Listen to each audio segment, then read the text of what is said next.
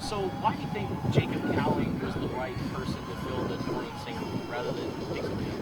Yeah, well, Jacob can play all over the field. Jacob has the ability to be savvy and creative in the slot, but he's got the top end speed and the route running to play on the outside too.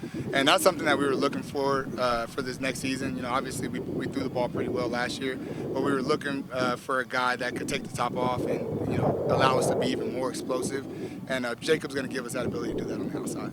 So when the season ended, what were your expectations for how your group was going to play? Yeah, I mean, with the landscape of college football, you never know what it's going to look like the next year. And so what you just do each year is you trust the process of the offense and what we got going on. And then as we get into spring ball and fall camp, you figure out who wants to play what position. And, we've done that a lot this spring. We've moved a lot of guys around to kind of see what they're best at. And, certain guys, you look at them and you think because of body type, they have to play a certain position, but then you put them at another one and they flourish at it. So that's what we do. We just try to figure out who's best at what spot, and then we plug them and see what they can do. And how have you seen Kevin Green fit in that role that Jacob Cowling had last season? Yeah, so Kevin is extremely smart, extremely talented, and extremely crafty. And so that was kind of the same thing that we saw with Jacob. And so, Kevin's done a good job. He needs to keep working at it, but a good job of getting his body right to be able to play, a 13-game college football season. And so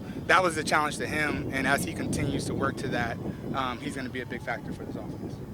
You talked about adding stronger. Yeah. Have you seen out of it this spring with that issue? Yeah, he's done it all. I mean, he's done a fantastic job in taking care of his body. He's put on, I don't know exactly how much, but he put on some good weight. But the biggest thing outside of the weight is just body maintenance. Spending time in the training room with Kevin. I think our training staff as well as our strength staff is fantastic. And so, every morning he's in there doing some type of prehab, so he doesn't get into a spot where, we're going to ask him to do a lot. We're going to ask him to be on that field a lot. And so him being out there and taking care of his body allows him to be the best at all those reps. And part of that, I think Jeff hinted to, trying to get him involved in the return game and get him out there and get those touches.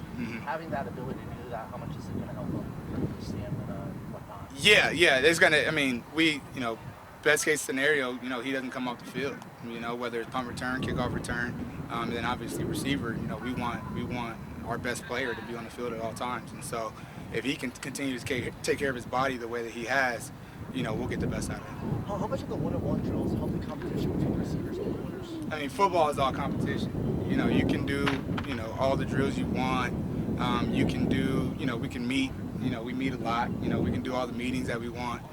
But that on-field application and going against corners like Takario and Ephesians that have incredible length, and then corners like Yates, who are a stronger body and a more physical presence out there, is great for us. So anytime we get to go against these guys, I've loved having Coach Jay Rich here because he also brings another level of competitiveness to it. He's out there and we can compete together and the players feed off of it. And so just going against those guys every day is going to help us be what we need to be. Surprised at how fast Riley and Yates started. Look, maybe I'm not accurate, but it looks like they're. Yeah, I wouldn't say I'm surprised by it. When we evaluate these guys' film, as we're going through the recruiting process, I've known Malachi since he was in 8th grade, and so I know what his talent level is. And so, what I told Malachi even before spring ball started, I said, hey, bro, if you learn this offense, you'll be able to play. There's no question about the talent. It's my job to make sure the technique is right and that they know the plays. But I don't coach that natural talent, so I know what it was when it was coming in. Same thing with Devin. We finally got him a big play.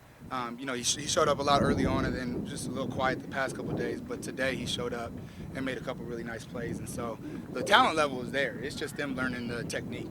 That's all it is. And those two in particular, are they on what kind of path are they on between Cowling and maybe a guy like Kevin Green? Yeah, I would say the same.